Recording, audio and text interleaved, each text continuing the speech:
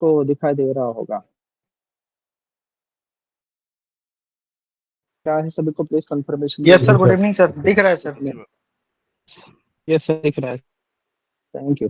ठीक है। अभी दोस्तों मैंने क्या किया है, जो भी ये यूनिट 1 है अपने सब्जेक्ट का, वो सारे एक्ट में से ये जो क्वेश्चंस है और उसके आंसर्स मैंने कलेक्ट किए, उनको क्लब किया मैंने। और ये एक पीडीएफ बना के आपको यूनिट 1 का क्वेश्चन आंसर फॉर्मेट में मैंने सेंड किया है। ये 31 पेजेस का पीडीएफ है, जो कि आपके लिए बहुत हेल्पफुल होने वाला है। ठीक है। बहुत इंपॉर्टेंट ये क्वेश्चंस है। आप इसे रेफरेंस के तौर पर देख सकते हो, इन्हें स्टडी कर सकते हो। ठीक है। बीच में अगर कोई डाउट रहेगा, मेरा आवाज कट रहा है, स्क्रीन नहीं दिखा दे रहा है,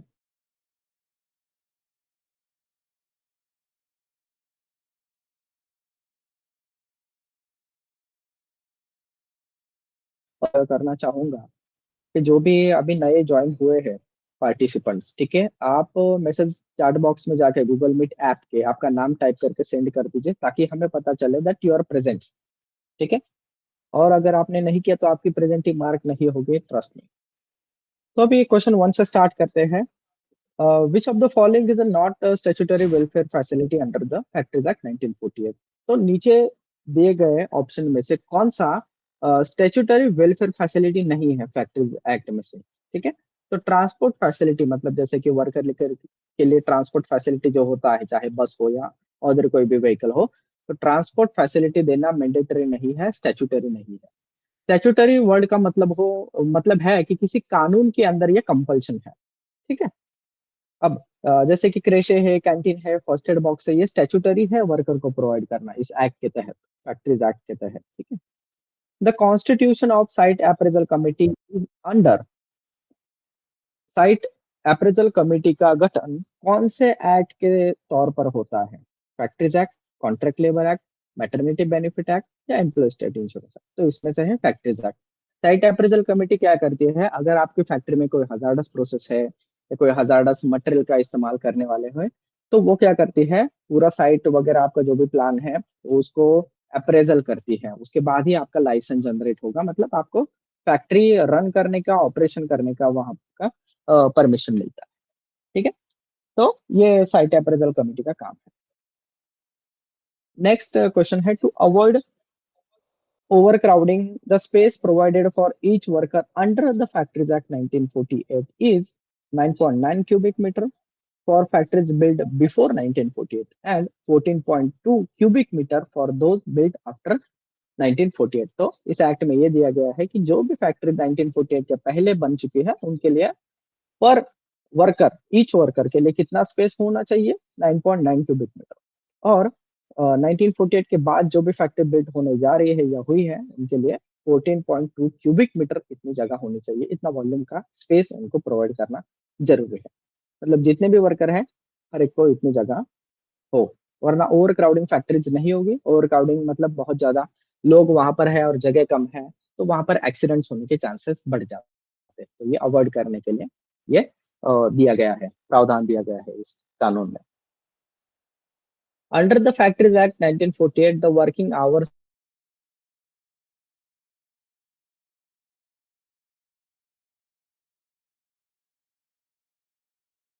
ठीक है। अब इसमें से तो जो भी आपका 8 घंटे पर डे का ड्यूटी है, 48 पर वीक का ड्यूटी है, तो ये आपका रेस्ट इंटरवल मतलब जो भी है लंच ब्रेक या रेस्ट का ब्रेक वगैरह होता है, वो इंक्लूडेड है, याद रखना इसमें। Which of the following statement relating to the factories act is not true? नीचे दिए गए जो भी स्टेटमेंट है फैक्ट्रीज एक्ट के तहत, इसमें से कौन सा गलत है? तो ये पूछ रहे हैं। ठीक है, मतलब सही नहीं है। तो the act has provision relating to the establishment of grievance committee. तो फैक्ट्रीज एक्ट में कहीं नहीं दिया गया है कि आपको ग्रीवेंस कमिटी का एस्टैब्लिश करना चाहिए या गठन करना चाहिए। Which part of definition worker under the factories act is incomplete? तो फैक्ट्रीज एक्ट के कौन से पार्ट में वर्कर का डेफिनेशन इनकम्प्लीट दिया गया है? तो रेम्यूनरेशन का जो सेक्शन है, जो पार्ट है, उसमें ये इनकम्प्लीट है। हालांकि फैक्ट्रीज एक्ट में पहले जो आपने डेफिनेशन का सेक्शन 1 जब पढ़ते हो, तो उसमें वर्कर का डेफिनेशन पूरा कंप्लीट दिया गया है। Which of the following authority has the power to describe the form of certificate to fitness to the work in factory under the factories act? ठीक है। कौन ऐसा अधिकारी है या ऑथराइज पर्सन है जिसके पास ये पावर है कि वो वर्कर फिट है या नहीं है, ये इसका सर्टिफिकेट दे सकता है, मतलब फिटनेस सर्टिफिकेट इशू करा सकता है। तो वो है सर्टिफाइंग सर्जन। ठीक है। सर्टिफाइंग सर्जन लास्ट क्लास में मैंने आपको बताया था कि डिश ऑथराइज रहता है, तो डिश उसको सर्टिफाइंग सर्जन का लाइसेंस देती है। हाँ, उसकी कुछ एक्सपीरियंस का, उसके एजुकेशन का रिक्वायरमेंट रहता है, जैसे कि वो एमडी होना चाहिए, इतने साल प्रैक्टिस करनी चाहिए उन्होंने, वगैरह वगैरह। और फिर एएफआईएच का मेंबर होना चाहिए, associate fellow of industrial health का वो मेंबर भी होना चाहिए। तो ये सारे कंडीशंस वहाँ पर एलिजिबिलिटी क्राइटेरिया है, उस पर अप्लाई होती है, फिर उसके बाद वो उसके पास लाइसेंस आ जाता है सर्टिफाइंग सर्जन का। फैक्ट्री में जब आप एनुअल हेल्थ चेकअप करते हो तो उसमें भी जो चेकअप करने वाले हैं उनमें से एक मेंबर वहां पर सर्टिफाइंग सर्जन होना चाहिए, मतलब वो फैक्ट्री के प्रीमाइसेस में प्रेजेंट होना चाहिए जब ये हेल्थ चेकअप चल रहा हो। ठीक है। नेक्स्ट है, ambulance room shall be provided if, ambulance room कब आपको प्रोवाइड करना चाहिए, जब आपके फैक्ट्री में 500 या उससे ज्यादा वर्कर एम्प्लॉयड है तब। The maximum daily hours of work in a day with a normal wage allowed in a factory is 9 hours। तो 9 घंटे आप वहाँ पर नॉर्मल आवर कंसिडर कर सकते हो। 9 आवर से ज्यादा अगर वहाँ पर ड्यूटी है तो फिर वो ओवर टाइम में कंसिडर होगा। ठीक है, तो वो नॉर्मल वेज में कंसिडर नहीं होता है। और टाइम का जो वेज का पेमेंट रहता है वो नॉर्मल वेज से डबल रहता है, ये भी याद रखना। ठीक है, 2 टाइम्स उनको पे करना पड़ता है पर आवर बेसिस पर। Which of the following statement relating to the welfare officer is not true, मतलब वेलफेयर ऑफिसर से रिलेटिंग नीचे वाला कौन सा स्टेटमेंट गलत है।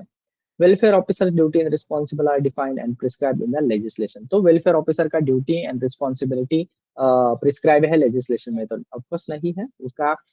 स्टेट के पास राइट दिया गया है कि वेलफेयर ऑफिसर का क्या क्या रिस्पॉन्सिबिलिटी या ड्यूटी रहेगा। The first factories act was enacted in, तो पहला जो फैक्ट्री एक्ट आया, इनैक्ट कब हुआ है, तो वो 1881 में हुआ है। हालांकि 1948 जो है वो पोस्ट इंडिपेंडेंस के बाद पहला फैक्ट्री एक्ट है, मतलब स्वातंत्र के बाद, जब हमें आजादी मिली, आजादी के बाद वो पहला एक्ट बना है 1948। ठीक है। तो जब ब्रिटिश राज था तो ब्रिटिश एरा में ये 1881 में उन्होंने ये फैक्ट्री एक्ट का गठन किया था, इनैक्ट किया था।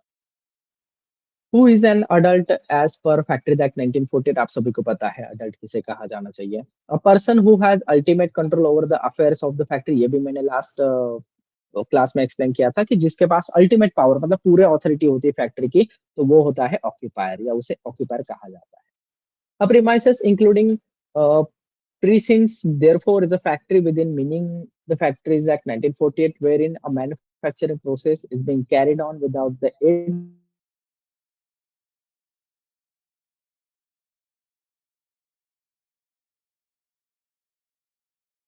या उससे ज्यादा वर्कर काम कर रहे हैं, लेकिन वो मैन्युफैक्चरिंग प्रोसेस में कोई भी पावर का इस्तेमाल नहीं कर रहे हैं, वो मशीनरीज का इस्तेमाल नहीं कर रहे हैं जिनके लिए पावर लगती है, तो ऐसे एस्टेब्लिशमेंट को हम फैक्ट्रीज कह सकते हैं। डेफिनेशन भी डिस्कस हुआ था पहले। Which schedule of the Factories Act 1948 specifies beryllium poisoning, anthrax, and arsenic poisoning or its sequelae, etc. as notifiable diseases? तो थर्ड शेड्यूल में सारे जो नोटिफाइबल डिसीज है उनकी लिस्ट दी गई है। तो आप first schedule, second schedule, third schedule, fourth, fifth schedule पढ़ सकते हो फैक्ट्रीज एक्ट में।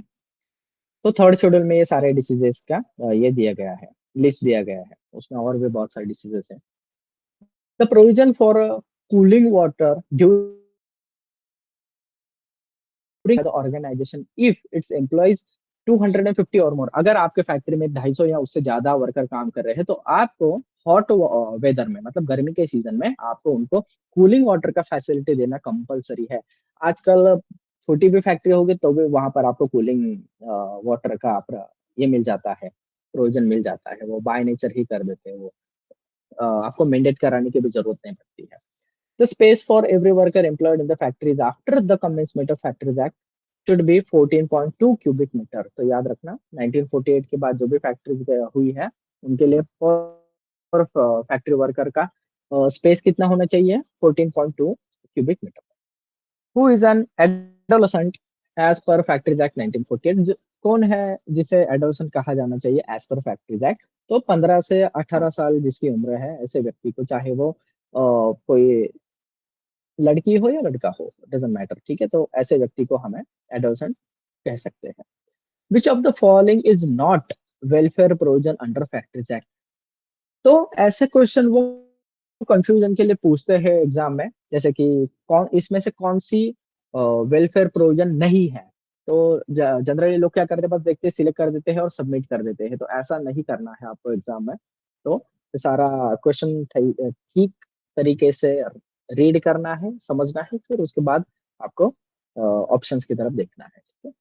तो इसमें से अल्कोहलिक बिवरेज जो है, मतलब शराब वगैरह जो है, वो कोई प्रोविजन नहीं है वेलफेयर की। कैंटीन, क्रेशे और ड्रिंकिंग वाटर ये प्रोविजन है वेलफेयर की। Crochet is to be provided if 30 or more lady employees are engaged in a factory। अगर आपकी फैक्ट्री में 30 या ज्यादा लेडीज है तो आपको वहां पर क्रेशे प्रोवाइड करना जरूरी है। सो क्रेशे क्या है? क्रेशे को मराठी में पालना घर कहते हैं। जहाँ पर छोटे बच्चे वगैरह होते हैं उनको संभाला जाता है, ठीक है। क्रेशे का प्रोविजन जब तक वो 5 साल के नहीं होते तब तक देना पड़ता है, जो जो भी किड्स वहां पर रहते हैं लेडी वर्कर के, ठीक है। और क्रेशे में एक आया भी रखी जाती है ताकि वो जो भी बेबीज हैं वहां पर उनका ख्याल रख सके, ठीक है। और बेबी के वेलफेयर के लिए उनके खेलने वगैरह के लिए वहां पर ये होना चाहिए, सारी चीजें होनी चाहिए, और ये फैक्ट्री वहां पर इसका इम्प्लीमेंटेशन करती है। किसी को कोई क्वेश्चन है तो प्लीज आप पूछ सकते हो, ठीक है।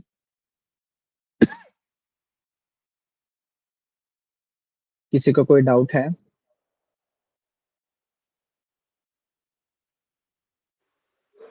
ठीक है, नोट सर। Thank you. आगे कंटिन्यू करते हैं। First aid box is to be provided for 150 for person. First aid box आपको प्रोवाइड करना चाहिए अगर आपकी फैक्ट्री में 150 से ज्यादा लोग हैं, लेकिन एक्चुअली ऐसा नहीं है। 50 से ज्यादा लोग हैं फिर भी आपको प्रोविजन करना पड़ता है ये, और जनरली होता ही है हर एक फैक्ट्री में, चाहे वो कितनी भी छोटी हो। एक second.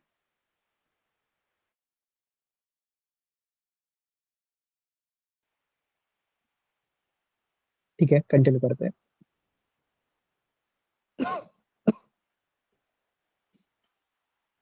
The term sabbatical is connected with paid leaves for study। हाँ, फैक्ट्रीज में इसकी भी प्रावधान है कि अगर आपको हायर एजुकेशन या स्टडी वगैरह करना है तो आपको कुछ पेड लीव्स मिलती है, ठीक है। हालांकि मैंने इसके बारे में ज्यादा पढ़ा नहीं है, लेकिन जनरली कोई अप्लाई ही नहीं करता है, लेकिन उसके भी प्रावधान है। सेक्शन 2 सर के of the factories act. Yes please बोलिए। सर मैं ये पूछ रहा हूँ कि मतलब इसका भी कोई लिमिट होता है क्या? फर्स्ट एड बॉक्स पे मतलब कितना मेंबर होना, लेबर होना चाहिए जो हम फर्स्ट एड प्रोवाइड करते हैं, ऐसा कुछ है क्या?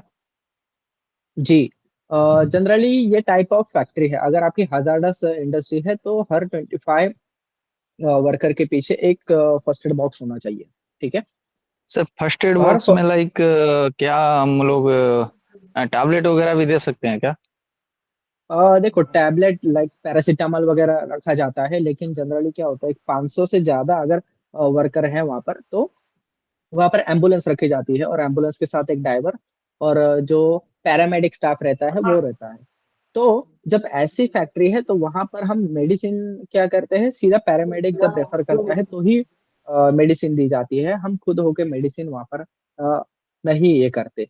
लेकिन आपके आपको मेडिसिन रखना अलाउड है, लेकिन मेडिसिन कौन सी? Number 1 pain killer, number 2 paracetamol, that's it. ये दो ही वहां पर अलाउड है, और उसका भी अ, हर मंथ में एक बार आपको वैलिडिटी चेक करना, और जो भी फर्स्ट एड बॉक्स है उसका कंटेंट चेक करना और उसका रिकॉर्ड मेंटेन करना कंपलसरी है, ठीक है। और यस, तेजवर सिंह बोलिए। Okay sir. सर उसमें भी नॉन शेड्यूल्ड ड्रग्स ही रख सकता है, जैसे कि जो प्रिस्क्राइब नहीं हो by the doctor, paramedic can only prescribe that one और he can give to anyone. दूसरा करेक्ट शेड्यूल्ड करेक्ट। ड्रग्स वो नहीं दे सकता। यस यस, शेड्यूल ड्रग्स जो है वो वहां पर आप रखना अलाउड ही नहीं है इसमें और यदि डॉक्टर फर्स्ट एड नहीं है बॉक्स तो में। डॉक्टर है तो रख सकते हैं। अब दूसरा भी वहां जो पर, हाँ हाँ, एजुकेशन बोलिए। एजुकेशन लीव बोल रहे थे, एजुकेशन लीव हम्म, प्रावधान है already, every organisation allowing if it is properly applied, there is a provision for education leave. Yes, there is a provision, of course. Okay, can I continue? ठीक है, thank you Tejar ji. Section 2K of the Factories Act 1948 says about manufacturing process. ठीक है, तो section 2K किसके बारे में है? तो वो मैन्युफैक्चरिंग प्रोसेसेस के बारे में. For contravention of provision of Factories Act or rules, the occupier shall liable for punishment up to. अगर जो भी फैक्ट्रीज एक्ट में प्रावधान दिए गए हैं अगर उसका उल्लंघन करे तो ऑक्यूपायर क्या मैक्सिमम उसको क्या सजा हो सकती है. ठीक है, 2 साल का उस पर जेल हो सकती है या 1 लाख तक फाइन हो सकता है या दोनों भी हो सकता है. मतलब 1 लाख रुपए का जुर्माना और 2 साल की सजा भी हो सकती है. If the factory employs more than 1,000 workers, they should appoint qualified safety officer to carry out prescribed duties. ठीक है, यस, जहां पर 1,000 वर्कर से ज्यादा एम्प्लॉय हो वहां पर आपको सेक्शन 40B के अनुसार सेफ्टी ऑफिसर का अपॉइंटमेंट करना ही पड़ता है. हाँ, इसका हर स्टेट के पास राइट है कि इसका नंबर ऑफ वर्कर्स आप कम ज्यादा कर सकते हो. नेक्स्ट है, which of the following statement is correct? Is /R incorrect regarding the employees compensation 1923. तो एम्प्लॉय कंपेंसेशन एक्ट 1923 के तहत इसमें से कौन सा एक या फिर इससे ज्यादा स्टेटमेंट इनकरेक्ट है? तो ये आपको मार्क करना है. इसका आंसर है नंबर 1 और 4. तो नंबर 1 स्टेटमेंट क्या है? Compensation is payable for accident arising out in the course of employment. दूसरा है, there must be casual relationship between accident and the employment. तो ये दोनों इनकरेक्ट स्टेटमेंट है. नेक्स्ट है, what is the full form of name of the Dock Workers Act 1986? तो 1986 का dock workers act का पूरा नाम है regulation of employment act. Dock workers regulation of employment act. The Dock Worker Act 1986 primarily aims to regulate the employment of dock worker in which sector? Port and dock industry. Yes, of course. Dock worker आपको ज्यादातर port पर या फिर dock पर ही मिलने वाले हैं. ठीक है, तो उनको रेगुलेट करने के लिए ही यहाँ पर डॉक वर्कर एक्ट लाया गया है. ऐसे बहुत सारे एक्ट है, जैसे कि माइंस एक्ट हो गया, BOCW हो गया, फैक्ट्री एक्ट हो गया. तो ये सारे वर्कर्स को यहाँ पर रेगुलेट करने के लिए ही, उनका एम्प्लॉयमेंट रेगुलेट करने के लिए ही लाए गए हैं ये काम. और अभी इसका बहुत ज्यादा कंफ्यूजन हो चुका है, इसलिए ये सब क्लब किए जा रहे हैं occupational safety and health code में. यस मनसुख जी, एनी डाउट? डॉक वर्कर बोले तो सर? क्या क्या?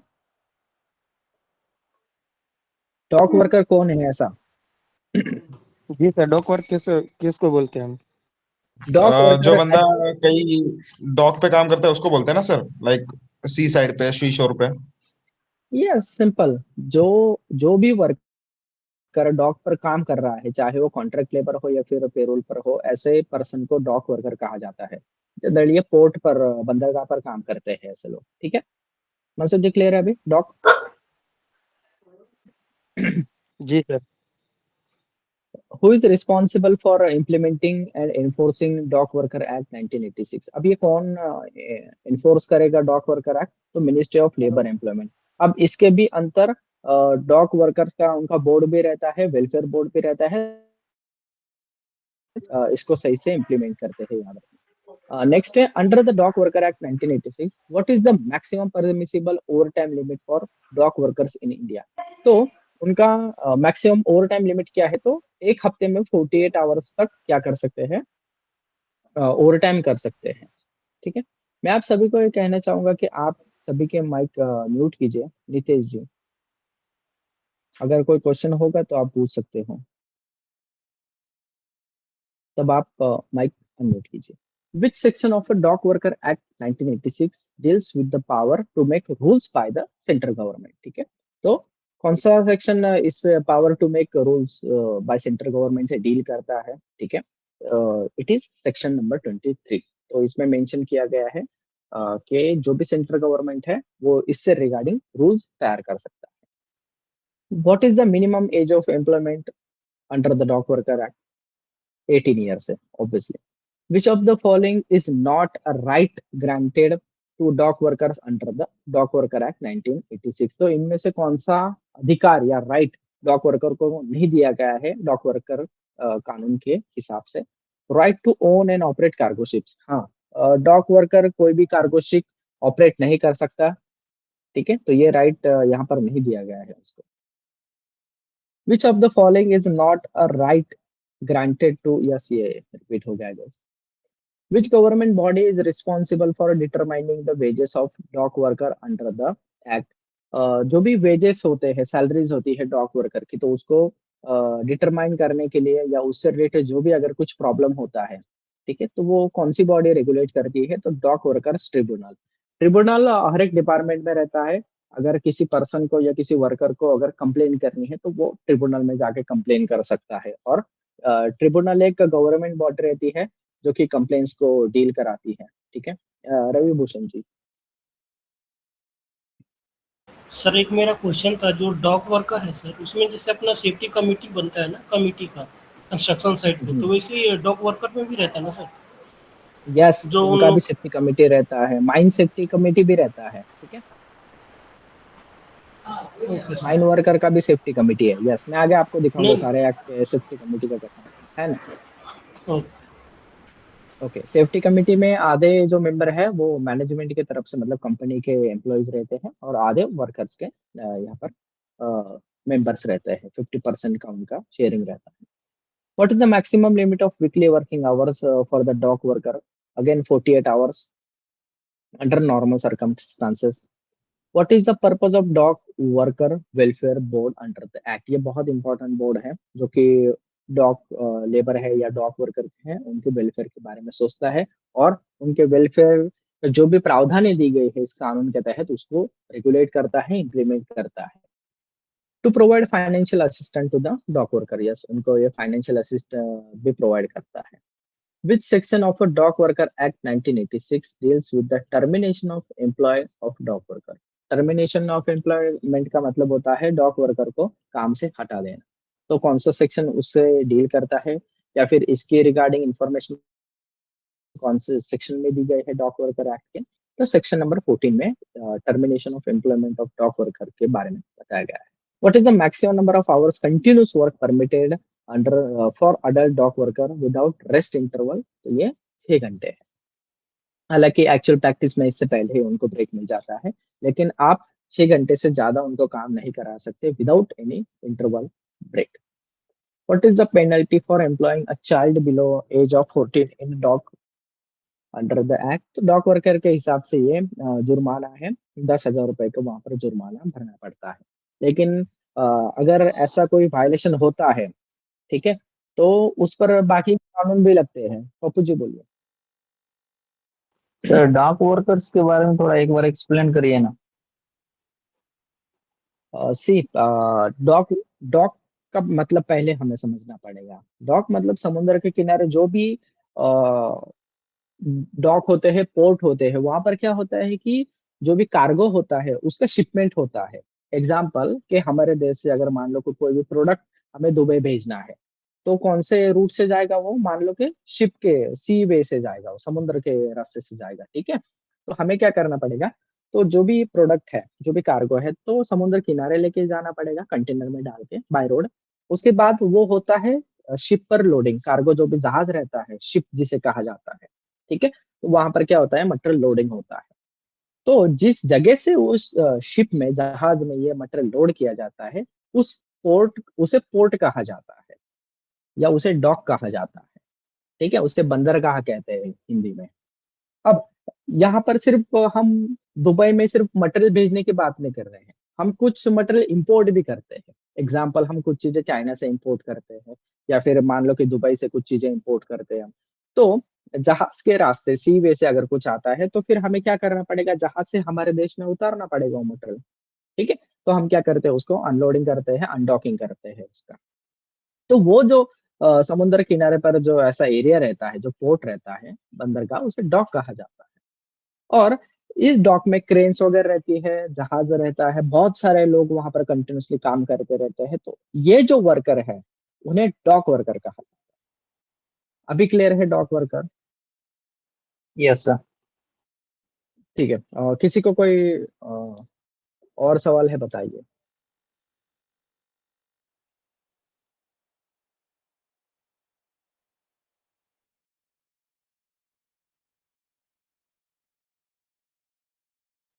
ठीक है, अब डॉक वर्कर एक्ट में यहाँ पर डॉक वर्कर जो है उनके डेफिनेशन भी दिया गया है। अगर आप सेक्शन 1 पढ़ोगे, सेक्शन 2 में भी इसका डेफिनेशन दिया गया है। ठीक है,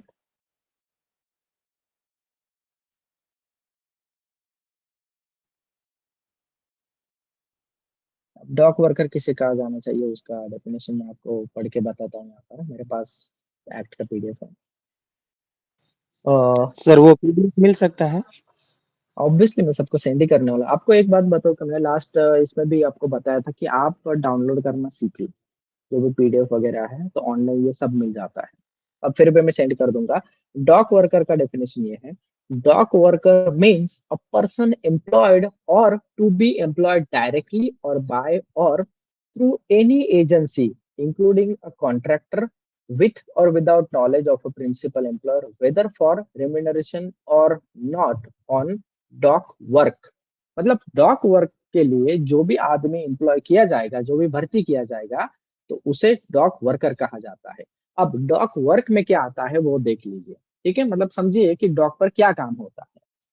dock work means any work in और within the vicinity of any port. Port का मतलब होता है बंदरगाह, तो बंदरगाह के अंदर या फिर उसके आसपास जो भी काम होगा in connection with or required for or incidental to loading, unloading, movement or storage of cargoes into or from ship or other vessel, port, dock, storage places, landing place, and includes work in connection with the preparation of ship or other vessel for receipt discharge of cargo leaving port। तो ये सारे काम करने वाला जो भी आदमी रहेगा उसे डॉक वर्कर कहा जाता है। आई होप कि अभी आपको समझ आया होगा that what is dock work and what is dock worker. Pappu ji, any question? No sir. ठीक है, अभी क्लियर है? यस सर, क्लियर है। Thank you.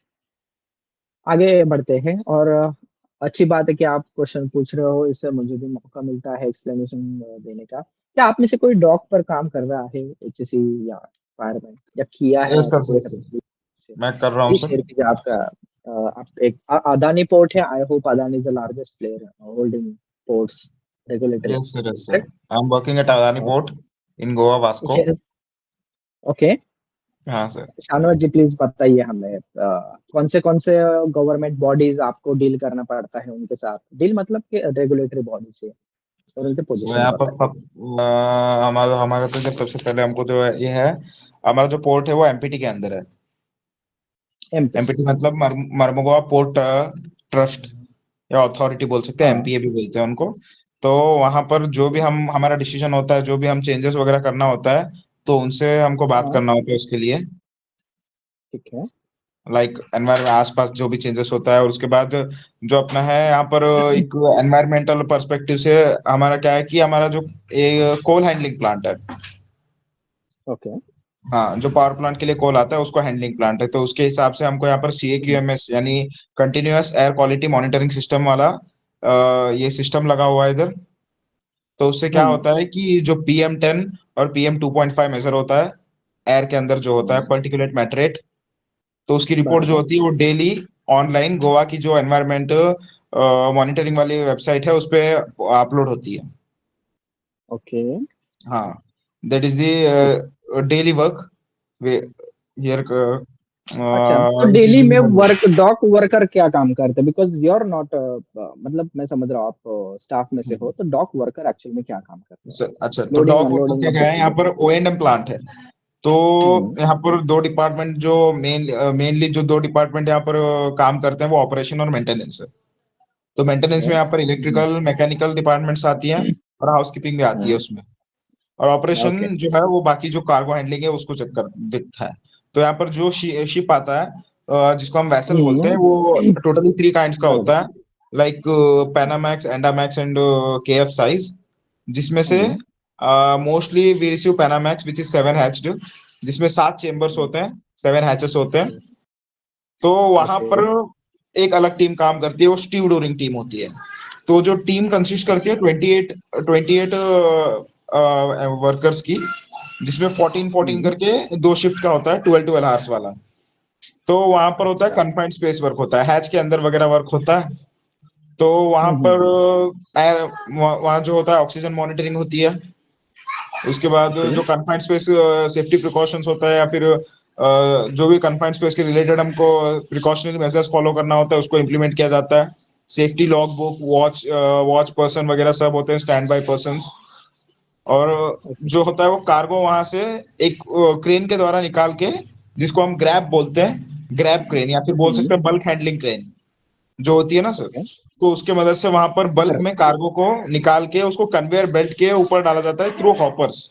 हॉपर एक ऐसा फनल ओके लाइक स्ट्रक्चर होता है, जिसके अंदर जब कार्गो डाला जाता है, तो वहां से वो बिना किसी बेल्ट को कोई डैमेज किए आराम से उधर हाँ बेल्ट के ऊपर रेस्ट कर जाता है cargo.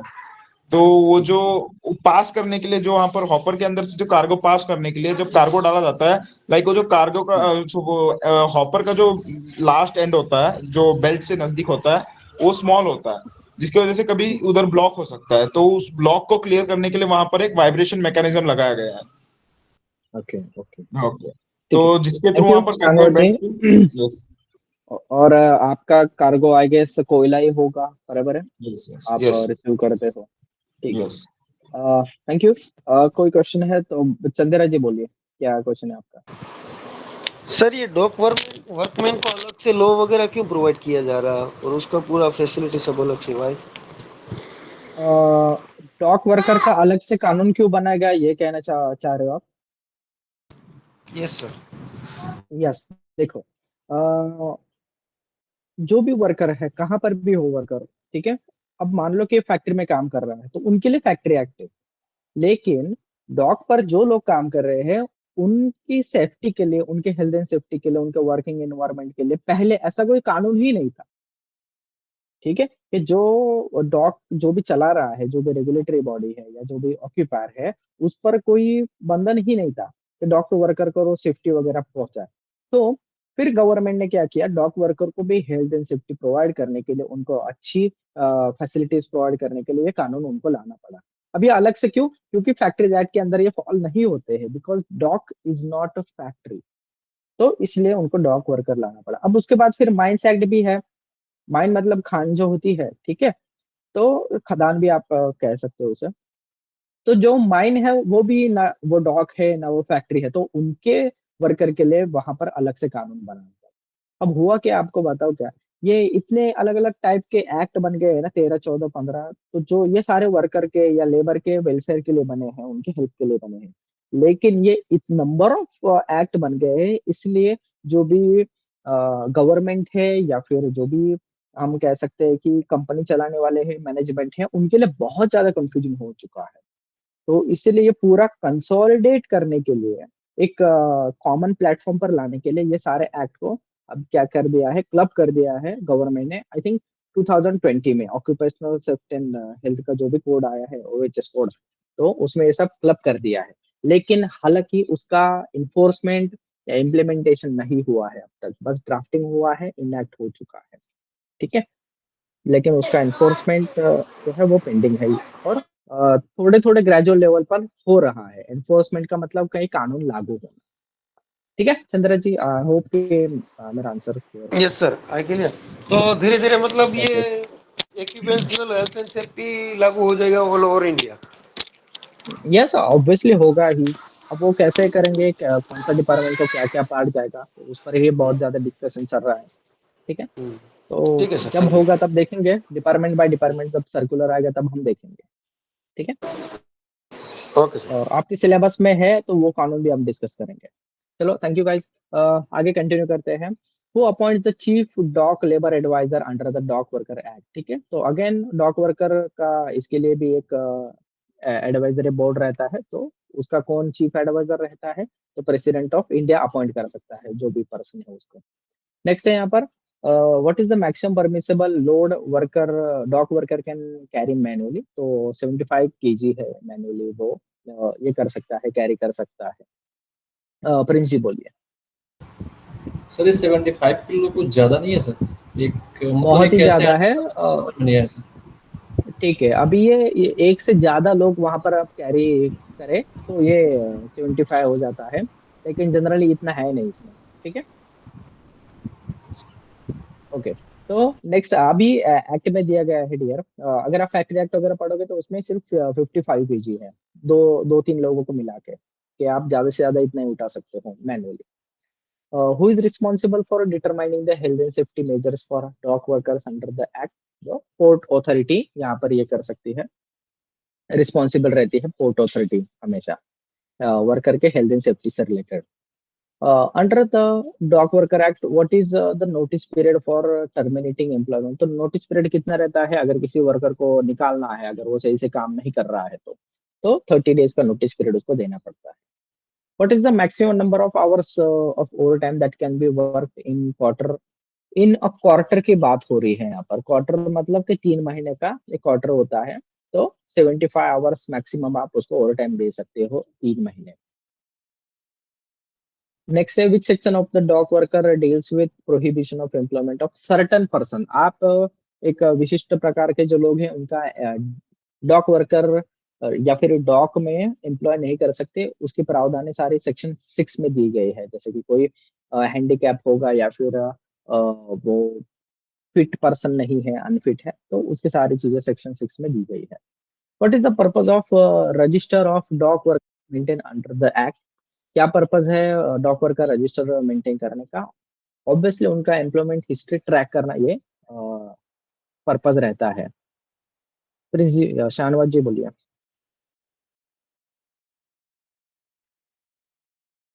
Sorry sir, it was a mistake. ठीक है, मैं आप सभी को एक चीजें रिकमेंड करना चाहूंगा। देखो, हर एक एक्ट की जरूरत हर स्टूडेंट्स को नहीं पड़ने वाली है। मान लो कि कोई फैक्ट्री में है तो उसको सिर्फ फैक्ट्री एक्ट का ही जरूरत पड़ेगा। अगर कोई कंस्ट्रक्शन में काम करे तो उसको सिर्फ बीएसयूडब्ल्यू एक्ट का ही यहाँ पर काम पड़ेगा। ठीक है, अगर जैसे कि शाहनवाज जी है तो उनको सिर्फ डॉक वर्कर एक्ट ही वहां पर एप्लीकेबल है, तो सिर्फ उसी कानून की जरूरत पड़ेगी। तो मेरा एक आपको सुझाव रहेगा कि ऑनलाइन ठीक है आप डाउनलोड करो इसकी copy, no issue, primary reading के लिए, लेकिन आपको अगर सच में उसका डीपली स्टडी करना है ना, तो बाजार में जाके, लाइब्रेरी में जाके या कहीं पर भी, तो बुक परचेज कीजिए और लेटेस्ट एडिशन वाला बुक परचेज कीजिए, जो भी एक्ट है उसका। अगर कोई भी एक्ट पढ़ोगे ना आप, तो उसका ऑनलाइन कॉपी का कितना पेजेस रहता है पता है क्या? 60, 70, 100, 200। लेकिन जब आप बुक परचेस करते हैं तो उसका 200-300 पेजेस का बुक मिलता है पूरा। अब बुक इतना मोटा क्यों है? उसमें ऑनलाइन से ज्यादा क्यों इन्फॉर्मेशन आ गई है? क्योंकि उसमें जो भी लेटेस्ट बदलाव हुए हैं स्टेट बाय स्टेट या सर्कुलर बाय सर्कुलर, तो वो पूरी चीजें उसमें ऐड की जाती है, तो उससे आपको ज्यादा इंफॉर्मेशन मिलती है। कभी कभी कोई सेक्शन हटा दिया जाता है, कोई क्लॉज हटा दिया जाता है, ऐड किया जाता है, बहुत सारी चीजें तो जनरल ऐड ही की जाती है। ठीक है, तो जो भी अल्ट्रेशन रहता है, अमेंडमेंट रहती है, तो वो उसमें आ जाती है जब आप बुक परचेस करते हो तो। ठीक है, तो मेरा सुझाव रहे यही रहेगा कि अगर आपको ये करना है तो प्लीज आप बुक परचेस कर सकते हो। आप आपके ऑर्गेनाइजेशन से भी बात कर सकते हो। They can pay. Jayesh Vishwakarma. Sir BOCW act कब पढ़ाएंगे? वो उसको कितना टाइम है अभी?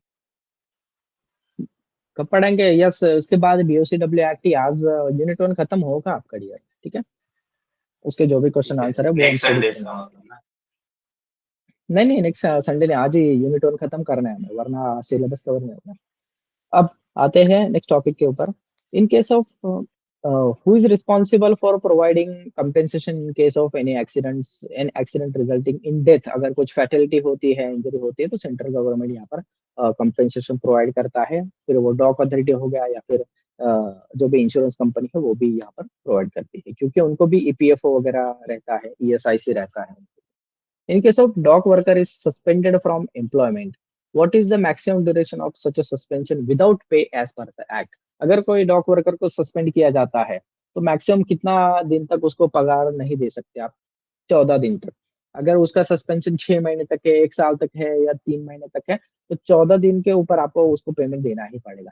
भले वो 50% जो भी रहेगा, वो आपको पेमेंट देना पड़ेगा। विदाउट पे आप उसको सस्पेंड नहीं कर सकते 14 दिन से ज्यादा। Who can appointed as a chairperson of the dock worker welfare board under the act? A retired judge of high court, तो वो यहाँ पर चेयरपर्सन रहता है। Under the Dock Worker Act 1986, which section deals with the provision of medical facilities to the dock worker? Section 18 इससे deal कराता है medical facilities से। Under this act, what is the minimum period of notice required to be given to the dock worker before changing their working hours or shift? तो उनकी 7 दिन पहले ही आपको notice देने पड़ती है, उनके वर्किंग आवर अगर चेंज कर रहे हो तो, या फिर उनकी शिफ्ट चेंज कर रहे हो तो। जनरली ये वीक का शेड्यूल ही रहता है, तो नोटिस वगैरह काइंडली प्रैक्टिस में नहीं है। Who can be appointed as a safety officer in a dock worker under the Dock Workers Act 1986? A person with a suitable experience in dock operation. तो safety officer किसे appoint किया जाता है? Obviously जिसको dock operations का experience हो, ठीक है, और सेफ्टी का कुछ एजुकेशन हो। Which organization has the authority to amend the provision of Dock Worker Act 1906? Parliament of India. Yes, उनको ये राइट्स है। हालांकि डॉक अथॉरिटी के वेलफेयर बोर्ड के जो डायरेक्टर है, चेयरपर्सन हैं, वो सब मिलके ही आगे इसमें अमेंड करते हैं, ठीक है। Under the act, who is responsible for notifying dock worker about their working hour and shift? The employer. Obviously जो भी मैनेजमेंट रहेगा, मैनेजर रहेगा, सुपरवाइजर रहेगा, फोरमैन रहेगा, उनका वही उनको इन्फॉर्म करता है वर्किंग आवर और शिफ्ट के बारे में। What does the act specify regarding the health examination of dock worker? तो कौन सा कानून है जो कि हेल्थ एग्जामिनेशन वर्कर से डील कराता है? तो annual health examination is mandatory, ठीक है इसमें से। Which section of a Dock Worker Act 1986 deals with the appointment of a safety officer at docks? तो सेक्शन 10A में इसके बारे में बताया गया है कि आपको यहाँ पर सेफ्टी ऑफिसर अपॉइंट करना है। What is the minimum number of dock worker required for the registration of trade union under the act? तो मिनिमम 5% जो टोटल डॉक वर्कर हैं, उनका रिक्वायरमेंट रहता है अगर उनको यूनियन वगैरह गठित करनी है तो। Which section of a Dock Worker Act 1986 deals with the provision for first aid facilities? ठीक है, तो फर्स्ट एड और मेडिकल एग्जामिनेशन के बारे में कौन से सेक्शन में बताया गया है? सेक्शन 8 में बताया गया है। What is the minimum number of worker required for a workplace to be covered under the Factories Act 1948? Again ये फैक्ट्री एक्ट का आ गया है यहाँ पर, तो 20 वर्कर तो चाहिए चाहिए। According to the Factories Act, what is the maximum number of hours of overtime that a worker can be engaged in a week? तो एक हफ्ते में आप ज्यादा से ज्यादा फैक्ट्री वर्कर को 10 घंटे का ओवरटाइम दे सकते हो, उससे ज्यादा नहीं। Which of the factory is a mandatory provision under the Factories Act regarding the health of a worker? First aid facilities यहाँ पर ओवरटाइम आप ज्यादा भी दे सकते हो, ठीक है। इट्स यहाँ पर कानून में दिया गया है, अगर कोई स्पेशल सरकमस्टांस है, फैक्ट्री को बहुत ही ज्यादा जरूरत है, जैसे कि सीजनल फैक्ट्रीज में होता है ऐसा, तो वहां पर वो डिश को नोटिस करके ऐसा अप्लाई कर सकती है कि हम उनको 24 आवर तक वीक में हमें परमिशन दीजिए, तो मैक्सिमम वो 24 आवर तक परमिशन देते हैं, ठीक है, किसकी? ओवर टाइम की। तो ये जो 24 आवर है, मतलब के 4 घंटे ज्यादा ड्यूटी। मान लो कि नॉर्मल ड्यूटी 8 घंटे का है, तो उनको 12 घंटे ड्यूटी अलाउ है, लेकिन वो जो 4 घंटे है उसका जो पेमेंट है वो डबल रहेगा, ओवर टाइम के हिसाब से रहेगा। The Factories Act 1948 stipulates that no adult worker shall be required or allowed to be work more than 40 hours in a week. तो 48 आवर से ज्यादा वो काम नहीं करेगा, लेकिन अगर काम चाहिए तो फिर ओवर टाइम में कंसिडर होगा वो। In the context of a Factories Act, what is the maximum permissible limit for a weekly working hour for adult worker including overtime? तो including working hours वो 55 आवर्स तक काम कर सकता है एक वीक में, याद रखो।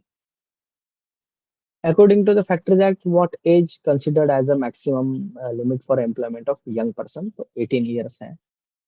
The Factories Act 1948 mandates the provision of proper ventilation in workplace to ensure health of a worker. What is the minimum number of air changes per hour required for effective ventilation?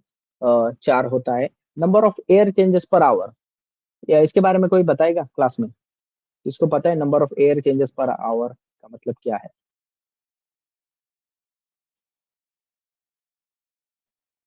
कोई hygiene वाला है, इसको पता है जी, आज जिन्होंने ये देखा है या इसका मतलब पता है number of air changes per hour?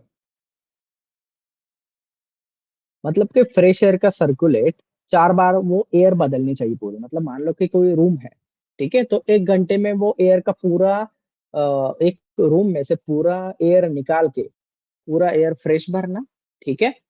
और अगेन जो सेकंड टाइम जो एयर भरा है उसको भी निकाल के फ्रेश एयर ऐसा कंटिन्यूअसली सर्कुलेट करना। कितने बार वो एयर चेंज होना चाहिए? 4 बार 1 घंटे में।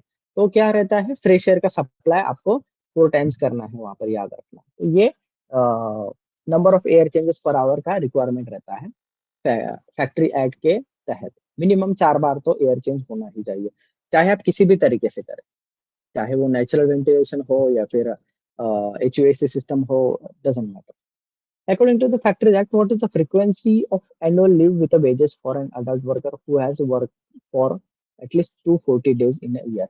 देखो सर, 240 डेज इन ईयर जिसने काम किया है तो वहां पर 20 दिन का उसको छुट्टी तो मिलना ही चाहिए विथ वेजेस, ठीक है? इसे हम EL भी कहते हैं, आपने सुना होगा EL के बारे में। The Factories Act 1948 mandates the fencing of a dangerous machinery. What is the minimum height of a fencing? तो 2 मीटर है, हमेशा याद रखना, 6 फुट का उसका फेंसिंग होना चाहिए, 2 मीटर का हाइट होना चाहिए मिनिमम। उसे बड़ा आप करा सकते हो लेकिन कम से कम तो 2 मीटर हाइट का होना ही चाहिए। फेंसिंग की बात कर रहे हैं यहाँ पर, मशीन के सराउंडिंग में जो भी फेंसिंग हो रहा है उसकी बात हो रही है। According to the Factories Act, what is the maximum number of hour permissible for a child worker in day? Generally child labour prohibition हो चुका है, तो फिर भी ये क्वेश्चन अगर पूछा गया तो फैक्ट्री एक्ट के हिसाब से 5 घंटे तक चाइल्ड किसी भी फैक्ट्री में ज्यादा से ज्यादा काम कर सकता है, उससे ज्यादा नहीं। अगेन उनके काम का नेचर भी अलग रहता है, ठीक है? पेपर वर्क वगैरह वेरी लाइट वर्क रहता है। Next Maharashtra factory rules 1963, MFR rules की बात हो रही है यहाँ पर। तो फैक्ट्रीज एक्ट के तहत हर एक स्टेट को यहाँ पर अधिकार दिए गए हैं कि वो फैक्ट्री का रूल्स बनाए। आपने GFR के बारे में भी सुना होगा, गुजरात फैक्ट्री रूल्स, ठीक है? बहुत सारे स्टेट में ये फैक्ट्री रूल्स बने हुए हैं। तो what is the minimum percentage of total number of worker required to constitute a safety committee in a factory? Maharashtra के हिसाब से 0.2% ऑफ टोटल वर्कर की बात हो रही है, एंड मिनिमम 12% चाहिए इस कमेटी में, सेफ्टी कमेटी में 12 लोग चाहिए minimum.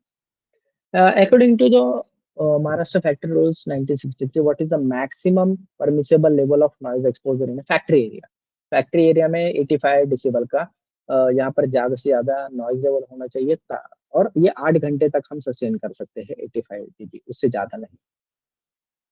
According to the Maharashtra Factories Act 1963, what is the minimum number of toilets required for a male worker in a factory employing 150 or more worker? अगर आपके factory में, महाराष्ट्र की बात हो रही है, 150 या उससे ज्यादा वर्कर काम कर रहे हैं, तो कितने मेल वर्कर के पीछे एक टॉयलेट चाहिए? तो 30 वर्कर के पीछे एक टॉयलेट होना ही चाहिए। टॉयलेट इन द सेंस की लैट्रिन फैसिलिटी वहां पर प्रॉपरली होनी चाहिए, याद रखना, not urinal only. Under the Maharashtra Factory Rules 1963, what is the minimum width of a gangway for a safe passage of factory in a factory? ठीक है? तो गैंगवे मतलब कि जहां हम पैदल वगैरह चलते हैं तो 1.2 मीटर का होना चाहिए गैंगवे, जिससे हम जनरली वॉकवे भी कहते हैं। What is the max in Maharashtra Factory Rules 1963 mandate the provision of first aid facilities? What is the minimum number of trained first aid personnel required for a factory employee? 500 और मोर worker. ऐसी factory की जहां पर 500 या उससे ज्यादा worker है, तो कितने ट्रेंड फर्स्ट एड पर्सन वहां पर होने चाहिए जिनको फर्स्ट एड वो कर सकते हैं? तो 3 होने चाहिए, और ये हर एक शिप में मिनिमम एक तो होना ही चाहिए। According to Maharashtra Factory Rules 1963, what is the maximum permissible interval between 2 consecutive rest period for adult worker? मतलब के शिफ्ट स्टार्ट हुआ है या कहीं पर भी कंटिन्यूसली ज्यादा से ज्यादा आप 5 घंटे तक उनको यहाँ पर क्या करा सकते हो, काम करा सकते हो। 5 घंटे से ज्यादा कंटिन्यूसली कोई भी वर्कर काम नहीं करेगा। अब 5 घंटे के बाद मिनिमम कितना रेस्ट का ब्रेक देना है? 30 मिनट्स का रेस्ट इंटरवल देना है उनको, चाहे वो फिर लंच के लिए जाए, डजंट मैटर, वो कुछ भी करे, लेकिन उसको 30 मिनट का आराम देना है 5 घंटे के बाद, ठीक है? मतलब ज्यादा से ज्यादा आप 5 घंटे को ये कर सकते हो, दोनों ब्रेक के बिटवीन टाइम रख सकते हो, उससे ज्यादा नहीं। According to Maharashtra factory rules, what is the maximum permissible weight for manual lifting for male worker? तो यहाँ पर 25 किलो वो एक सिंगल पर्सन उठा सकता है। In the context of MFR 1963, what is minimum percentage of workers' wages required to be contributed towards the welfare fund? तो welfare fund ऐसा फंड रहता है जिससे आप वर्कर के फैसिलिटी के टुवर्ड्स ये करते हो, कुछ भी उनको फैसिलिटीज हो उसमें इन्वेस्ट करते हो, तो वर्कर के पेमेंट में से 2% का कंट्रीब्यूशन होना चाहिए। ठीक है, तो मिनिमम की बात हो रही है अकॉर्डिंग टू महाराष्ट्र फैक्ट, और ये हर एक स्टेट का अलग अलग रह सकता है। ठीक है, क्योंकि वर्कर के वेजेस में से ही वेलफेयर फंड का यहाँ पर पोर्शन कट होता है, प्लस एम्प्लॉयर भी उसके इसमें से वेलफेयर फंड प्रोवाइड करता है। Maharashtra Fact Rules 1963, what is the maximum permissible limit for weekly working hour for adult worker? Again ये 48 hours ही है। Specify requirement for fencing of machinery, minimum height कितना होना चाहिए फेंसिंग का? तो ये 2 मीटर होना चाहिए। बीओसीडब्ल्यू की बात हो रही है, आप में से बहुत सारे लोग बीओसीडब्ल्यू को इम्प्लीमेंट करते हो, जानते हो अच्छे तरीके से, तो उसकी बात हो रही है। अगर बीओसीडब्ल्यू के थ्रू अगर किसी कंस्ट्रक्शन वर्कर का लाइसेंस वगैरह निकालना है, जैसे कि कॉन्ट्रैक्टर का लाइसेंस हो गया या फिर श्रम कार्ड हो गया, ठीक है, तो मिनिमम 10 वर्कर वहां पर होना चाहिए, 10 या उससे ज्यादा, मिनिमम 10 तो होने ही चाहिए। अकॉर्डिंग टू बीओसीडब्ल्यू एक्ट, जब जब मैं बीओसीडब्ल्यू का मेंशन करता हूँ तो याद रखना, बीओसीडब्ल्यू का मतलब है building and other construction workers act 1986 की बात हो रही है। जहां पर भी कंस्ट्रक्शन एक्टिविटी हो रही है, जो भी आप कंस्ट्रक्ट कर, चाहे वो रोड कंस्ट्रक्ट कर रहे हो, टनल कर रहे हो, बिल्डिंग कर रहे हो, फैक्ट्री कर रहे हो, डजेंट मैटर, वहां पर ये बीओसीडब्ल्यू एक्ट उन वर्कर पर लागू होगा, या ऐसे एक्टिविटीज पर वहां पर वो लागू होगा या अप्लाई रहेगा, याद रखना। ठीक है, who is eligible for register as a beneficiary under the welfare fund? तो बीओसीडब्ल्यू का जो भी वेलफेयर फंड है उसमें जो भी वर्कर है, कंस्ट्रक्शन वर्कर और उनके डिपेंडेंट्स, वही वहां पर एप्लीकेबल रहेगा उनके लिए। तेजवीर जी बोलिए। सर 1986 और 1998 workers BOCW act. BOCW act, एक सेकंड मैं चेक showing कर 90 लेता हूँ भैया, ठीक है। 1986 1986 उसमें जो अभी बीओसीडब्ल्यू, जो अच्छा अच्छा अच्छा अच्छा, यस यस यस, मेरा पीडीएफ में 1986 है, सॉरी वो मिस्टेक है, प्लीज क्लियर कर लेना। 1996 है बीओसीडब्ल्यू।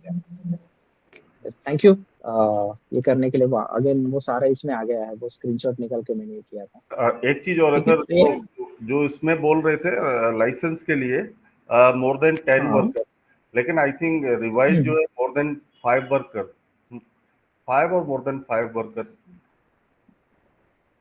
ठीक है। अभी आपको मैं ये भी चीजें बताना चाहूंगा, ये जो बीओसीडब्ल्यू एक्ट है सेंटर का है, ठीक है, और अगेन इसके लाइसेंसिंग या इसका एस्टेब्लिशमेंट का जो भी रजिस्टर है अंदर बीओसीडब्ल्यू एक्ट, तो ये हर एक स्टेट के रूल्स के हिसाब से अलग अलग है, ये भी मैं आपको बताना चाहूंगा। ठीक है, तो स्टेट के हिसाब से ये नंबर कम ज्यादा हो सकते हैं, लेकिन एक्ट में तो 10 और मोर वर्कर ही दिए गए हैं। अगेन मैं क्लेरिफाई करके आपको बताना चाहूंगा बाद में, ठीक है, लेकिन फिलहाल तो 10 और मोर वर्कर ही पड़ा है। यस, और एनी डाउट तेजवीर, क्लियर है अभी? Yes sir, clear. Thank you. चलो आगे कंटिन्यू करते हैं। According to the BOCW act 1996, who is more eligible, who is eligible to be registered as a beneficiary under, again construction worker he beneficiary रहेगा यहाँ पर under BOCW Act, according to it, what is the frequency of annual contribution of welfare fund by employer? जो भी employer है, जो भी construction company है या जो भी BOCW के अंडर रजिस्टर है कंपनी एम्प्लॉयर, तो वेलफेयर फंड का जो भी पेमेंट करना पड़ता है उसको गवर्नमेंट को, तो हाफ ईयरली वो पेमेंट करते हैं हर 6 महीने। ठीक है, अब ये एम्प्लॉयर कितना टर्नओवर करता है, कितना एनुअल रेवेन्यू है, उसके कुछ परसेंटेज में रहता है, तो वेलफेयर फंड में उसको देना पड़ता है। The BOCW Act 1986 mandates constitution of welfare board. What is the minimum percentage of member on the board representing women?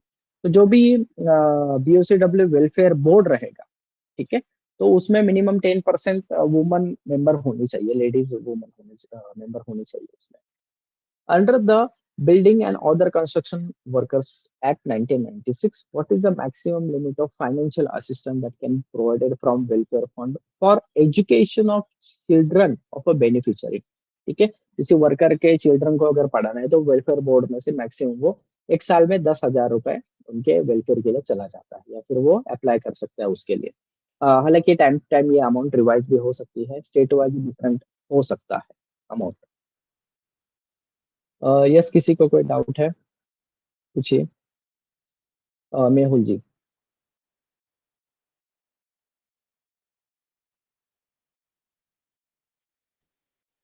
Mehul Patel, any doubt?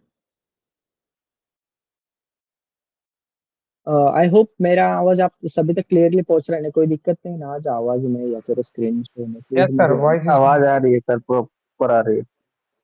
Thank you, thank you. Okay. According to BOCW Act, requires employer to provide and maintain record of accidents. What is the time frame within which such accident should be reported? तो within 48 hours आपको report करना पड़ता है। कुछ state में ये 24 hours का ही window दिया गया है, ठीक है। According to the BOCW Act 1986, what is the minimum percentage of annual income of the welfare fund that should be utilized for administrative expenses of welfare board? मतलब जो भी फंड आता है वेलफेयर फंड जो होता है उसमें, तो उसमें से कम आपको 1% एडमिनिस्ट्रेटिव एक्सपेंस के लिए आप खर्च सकते हो। मिनिमम एक खर्चना ही खर्चना है। एडमिनिस्ट्रेटिव एक्सपेंस मतलब जो भी वेलफेयर का एडमिन एचआर वगैरह जो भी खर्चा है, पेपर वर्क वगैरह, तो उसके लिए आप खर्च सकते हो, एक्सपेंस कर सकते हो। BOCW Act 1986 empowers the appropriate government to fix and revise rates of various benefits under the Act. How often such a rates can be revised? तो 2 साल में एक बार ये जो रेट्स वगैरह है ये चेंजेस किए जाते हैं अगर उनको जरूरत लगी तो, वरना वैसे रहते हैं, ठीक है। वेलफेयर फंड की बात हो रही है यहाँ पर, उसमें से कितना परसेंटेज आप किसको दे सकते हो, तो ये रिवाइज कर सकते हैं।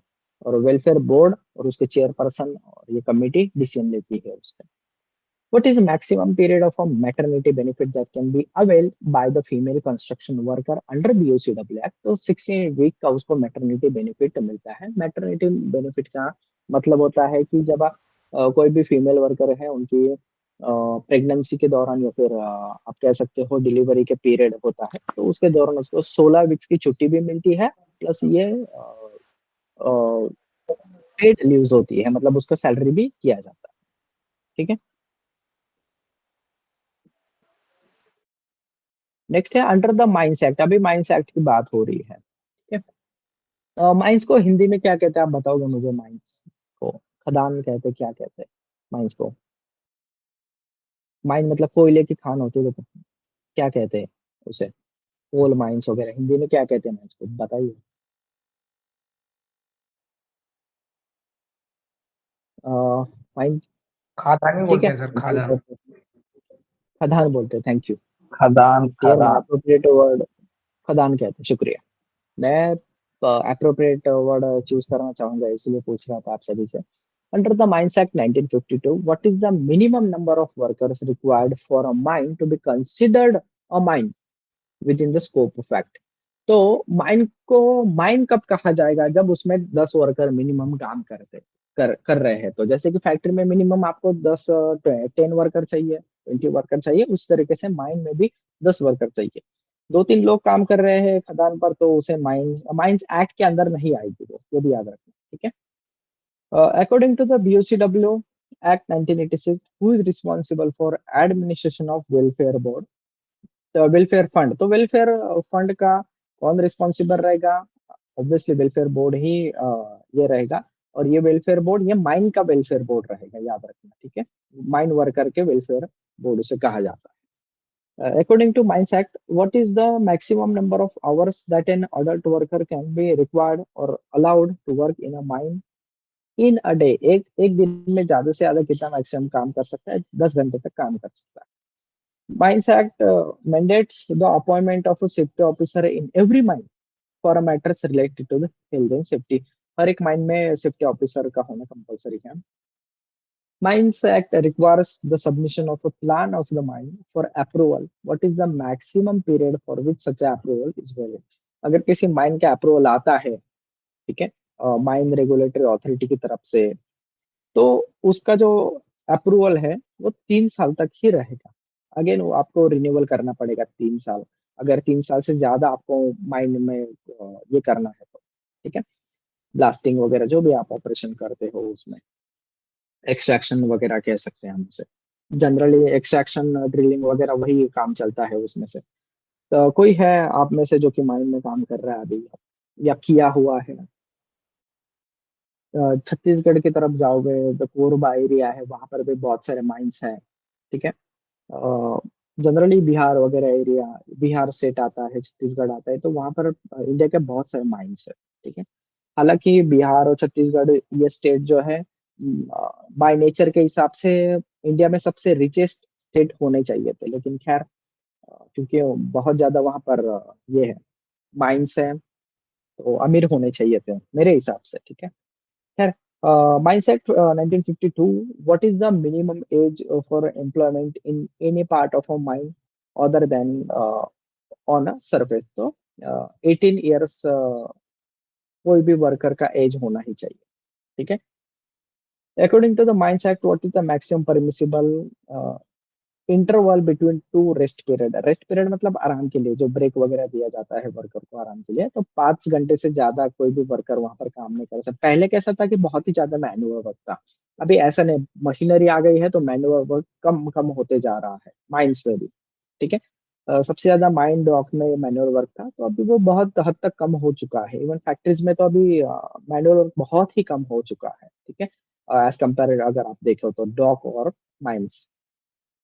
बहुत सारे ऐसे फैक्टरीज आजकल देख रहा हूँ मैं, तो जिसे स्मार्ट इंडस्ट्रीज कहा जाता है, मतलब बहुत बड़ा एरिया रहता है, सारा ऑटोमेशन रहता है, पूरे फैक्ट्री में बस 10-20 लोग काम कर रहे हैं, और वो भी मेंटेनेंस वगैरह का एक्टिविटी कर रहे हैं, मॉनिटरिंग कर रहे हैं, दैट्स इट, सारा कुछ ऑटोमेशन हो चुका है, एआई रोबोट्स वगैरह सब कर लेते हैं, ठीक है। Mines act 1952 stipulates the provision of drinking water for workers in in every mine, ठीक है, क्योंकि इन चारों में से सिर्फ एक ही ऑप्शन है जो कि अप्रोप्रिएट है। तो ऑप्शंस भी जब आप पढ़ोगे तब आपको आइडिया आ जाता है कि कौन सा इसमें फिट बैठेगा या इसका करेक्ट आंसर होगा। Mines act mandates the fencing of dangerous machinery, what is the minimum height? Fencing अगर वहां पर मशीनरी है तो उसका फेंसिंग का 2 मीटर हाइट होना चाहिए मिनिमम। और माइंस एक्ट में अगर 100 से ज्यादा लोग काम कर रहे हैं तो 15 वर्कर के पीछे एक टॉयलेट वहां पर प्रोवाइड करना जरूरी है, ठीक है। माइंस एक्ट का डिफरेंट है। What is the maximum permissible limit for weekly hours for adult worker in mine? Again same 48 hours ही है उसका भी। डॉक वर्कर पर अगेन आ जाते हैं। Dock worker 1996 applies to the dock worker employed in the docks where goods are loaded or unloaded. What is the minimum number of worker required to act to be applicable? तो कितने वहां पर होने चाहिए? 10 worker होने चाहिए तो ही उसको डॉक कहा जाएगा। ऑब्वियसली कोई भी डॉक में 10 से ज्यादा ही वर्कर होंगे, ठीक है। Uh, the Dock Worker Act 1986 mandates the appointment of a safety officer to ensure compliance with the safety measures and standards. तो डॉक वर्कर में सेफ्टी ऑफिसर के भी प्रावधान दी गई है कि आपको वहां पर अपॉइंट करना ही है। और बाकी के जो क्वेश्चन है वो रिपीट हो चुके हैं 48 6 आवर्स, ये क्वेश्चन मैं लूंगा। Dock worker require provision of first aid facilities in और near the every dock for the use of dock workers, ठीक है। और ये 20 वर्कर के पीछे एक टॉयलेट डॉक पर होना जरूरी है वहां पर। एक second, yes, the dock worker 1986 mandates the fencing of machinery जिसका हाइट 2 मीटर मिनिमम होना चाहिए। नेक्स्ट क्वेश्चन है the dock worker act 1986 mandates the provision of protective equipment of a dock worker. What is the responsibility of employers regarding the maintenance of such a equipment? Actually कौन यहाँ पर responsible होगा, ये किसकी responsibility है? तो ये एम्प्लॉयर की रिस्पॉन्सिबिलिटी है कि डॉक वर्कर को वहां पर पीपीई पहुंचाए, और जो भी पीपीई है उसको सही से स्टोर करें, मेंटेन करें, ठीक है, और अच्छे कंडीशन में हो। पीपीई देने का मतलब ऐसे नहीं कि कोई भी पीपीई दे, वो एक्ट में ये कहा गया है कि वो गुड कंडीशन में हो, ठीक है, डैमेज वगैरह नहीं चलता है। The Maharashtra fire prevention and life safety major act अब ये महाराष्ट्र का स्टेट का एक्ट है, तो ये सिर्फ महाराष्ट्र में ही एप्लीकेबल रहेगा, ये गुजरात या अदर स्टेट में के लिए एप्लीकेबल नहीं है। तो ये design to prevent mitigate in which year date this come into the force, तो इसका एनफोर्समेंट कब हुआ है या कब से लागू हुआ है? ये 2007 ईयर से लागू हुआ है। भले ही उसका इनैक्टमेंट 2006 में ही हो चुका था, लेकिन इसका एनफोर्समेंट 2007 में हुआ है। According to the dock worker act 1996, who is responsible for the administration and enforcement of provision of act? Dock labour board जो है वो यहाँ पर ये रहेगा, रिस्पॉन्सिबल रहेगा। Maharashtra fire act, what is the maximum interval for a renewal of fire license issued to a building? अगर building को इशू किया गया है जो भी फायर लाइसेंस वगैरह है, तो 2 साल में उसका रिन्यूअल करना है। मैं आपको फॉर्म बी के बारे में बताना चाहूंगा, जो कि महाराष्ट्र का फैक्ट्री प्रैक्टिस है महाराष्ट्र फायर एक्ट के हिसाब से। Form B, what is form B? ये जरूर पूछा जाता है, हर एग्जाम में पूछा जाएगा, ट्रस्ट में। तो मान लो कि कोई भी टाइप की बिल्डिंग है, चाहे वो रेसिडेंशियल है, कमर्शियल है, इंडस्ट्रियल है, कोई भी टाइप की बिल्डिंग है, अगर उसमें कोई भी फायर प्रोटेक्शन सिस्टम है, आग बुझाने के लिए जो भी सिस्टम है, चाहे एक्सटिंग्विशर हो, स्प्रिंकलर सिस्टम हो, फायर हाइड्रेंट सिस्टम हो, सप्रेशन सिस्टम हो, फायर अलार्म सिस्टम हो, तो वो सही से मेंटेन होने चाहिए, हेल्दी कंडीशन में होने चाहिए, और इसका प्रूफ रहता है फॉर्म बी, और जिसका वैलिडिटी रहता है 6 मंथ्स। तो हर एक 6 महीने में आपको फॉर्म भी ऑब्टेन करना पड़ता है। जो भी बिल्डिंग में रह रहे लोग हैं, जो भी ओनर है बिल्डिंग के, मैनेजमेंट है, तो उसको ये ऑब्टेन करना पड़ता है फॉर्म भी।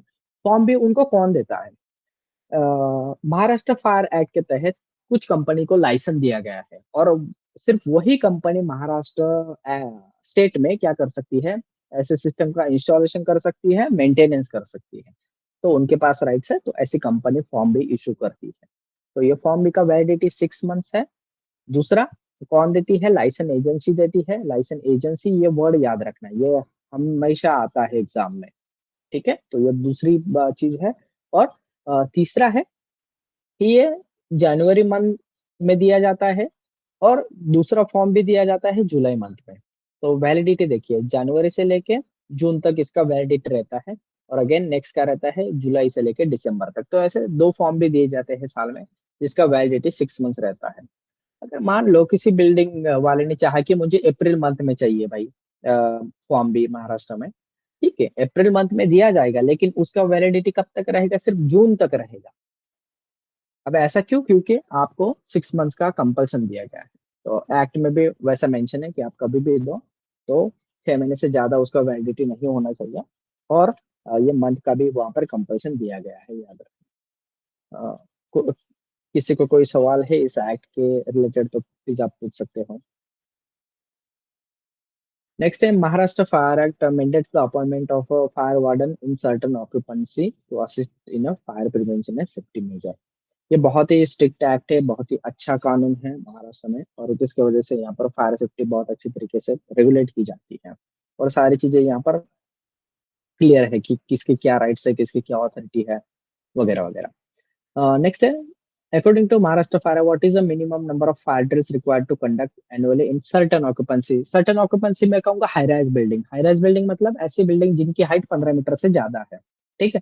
तो हाई राइज बिल्डिंग में आपको क्या करना है? साल में 2 बार फायर ड्रिल कराने हैं, मतलब ट्रेनिंग वगैरह होगी, इवैक्यूएशन होगा, मॉक ड्रिल होगा, तो ये साल में 2 बार कराना है, 6 मंथली ये आपको कराना है। नेक्स्ट है Maharashtra fire prevention act specifies that certain premises must have fire protection system. कौन से ऐसे बिल्डिंग है, कितना एरिया मिनिमम है? तो 500 स्क्वायर मीटर का एरिया मिनिमम रहता है। एक्चुअली जैसे नेशनल बिल्डिंग कोड में चार्ट दिया गया है पूरा, तो वैसा ही चार्ट महाराष्ट्र फायर एक्ट में दिया गया है। एक्चुअली ये पूरा एनडीसी का कॉपी पेस्ट ही है, कुछ चेंजेस नहीं किए गए हैं, नथिंग चेंजेस, ठीक है, सेम ही है।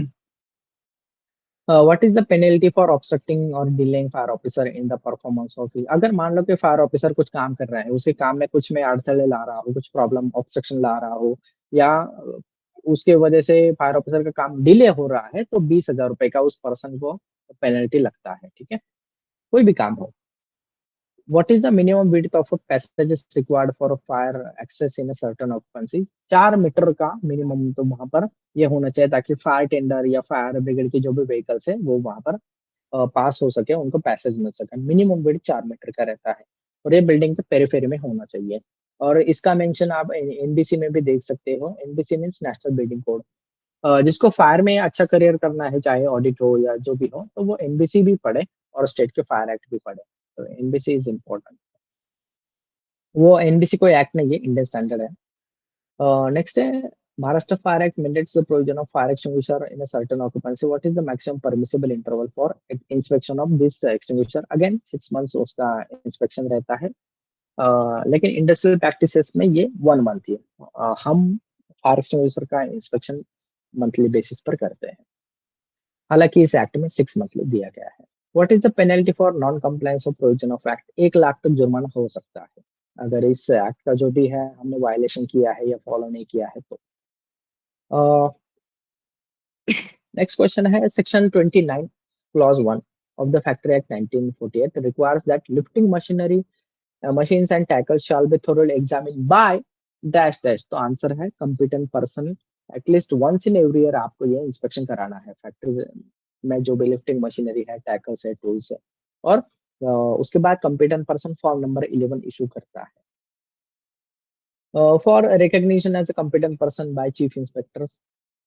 7 इयर्स का एक्सपीरियंस होना चाहिए अगर आप competent person के लिए अप्लाई करते हो, और आपका बी मैकेनिकल, इलेक्ट्रिकल या केमिकल होना चाहिए इसमें से। To test and clarify hoist and lift. Yes, यहाँ पर मैकेनिकल का या इलेक्ट्रिकल का आपका इंजीनियरिंग और 7 साल का एक्सपीरियंस होना चाहिए इंडस्ट्री में। किसका भी एक्सपीरियंस हो, position doesn't matter, department doesn't matter. आप प्रोडक्शन में काम कर रहे हो, सुपरवाइजर लेवल पर काम कर रहे हो, कोई भी डिपार्टमेंट में काम कर रहे हो, आपका बस इंडस्ट्री का एक्सपीरियंस होना चाहिए मिनिमम 7 साल का। अगर आपको ऑडिटर बनना है तो फिर 10 साल का एक्सपीरियंस होना चाहिए। ये महाराष्ट्र के बात कर रहा हूँ, ठीक है। ये दूसरे स्टेट में ऑडिटर भी नहीं रहेगा या फिर रहेगा तो उसका चेंजेस रह सकता है एक्सपीरियंस और एजुकेशन क्राइटेरिया। आपके कोई सवाल है तो आप पूछ सकते हो।